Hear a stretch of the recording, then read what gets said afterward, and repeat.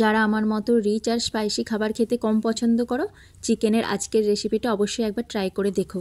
Cooking colour ওয়ার্ল্ডে আজকের recipe butter garlic chicken. এই রেসিপিটা বানানোর জন্য প্রথমেই বোনলেস চিকেনগুলো ছোটো ছোটো টুকরে কেটে নিয়েছি।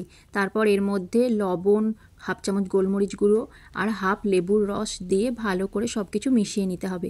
তারপর 1 চামচ ময়দা দিয়ে ভালো করে ম্যারিনেট করে নিয়ে ঢাকনা চাপা দিয়ে 15 থেকে 20 মিনিট রেখে দেবো চিকেনটা। 15 মিনিট পর কড়াই 1 চামচ সাদা তেল দিয়ে 1 চামচ বাটার দিয়ে দেবো।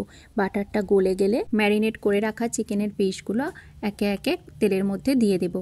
তারপর খুন্তি দিয়ে উল্টে পাল্টে চিকেনটা হালকা ভাজা ভাজা করে তুলে রেখে দিতে হবে। চিকেন ভেজে তুলে নেওয়ার পর অবশিষ্ট তেলে আবারও 1 চামচ বাটার দিয়ে বাটারটা গলে গেলে 2 চামচ রসুন কুচি দেব আর 1 চামচ চিলি ফ্লেক্স দেব।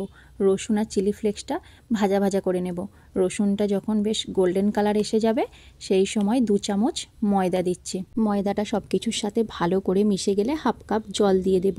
তারপর জলটাও ভালো করে মিশিয়ে নিতে হবে। জলটা যখন ফুটতে শুরু করবে সেই সময় ভেজে রাখা চিকেনের পিসগুলো দিয়ে পরিমাণ মতো লবণ দিয়ে ভালো করে সব কিছু মিশিয়ে নিয়ে কড়াই ঢাকনা চাপা দিয়ে 2 মিনিট রান্না করব। কড়ার ঢাকনা খুলে যখন দেখবে চিকেনের গ্রেভিটা বেশ ঘন হয়ে গেছে সেই সময় বেশ খানিকটা ধনেপাতা কুচি অ্যাড করে দিতে হবে। এই রান্নায় ধনেপাতা কুচি, রসুন আর চিলি ফ্লেক্সটা একটু বেশি লাগে। ধনেপাতা কুচি অ্যাড করার পর গ্যাস কমিয়ে 1-2 মিনিট নাড়াচাড়া করতে থাকবে। তখনই দেখবে আস্তে আস্তে বাটার, তেল সব কিছু রিলিজ করতে শুরু করেছে। তখনই বুঝবে বাটার গার্লিক চিকেন পরোটার সাথে পরিবেশনের জন্য একদম তৈরি। আজকের রেসিপিটা কেমন লাগলো কমেন্ট করে জানিও। যদি ভালো লাগে চ্যানেলটি সাবস্ক্রাইব করে পাশে থেকো।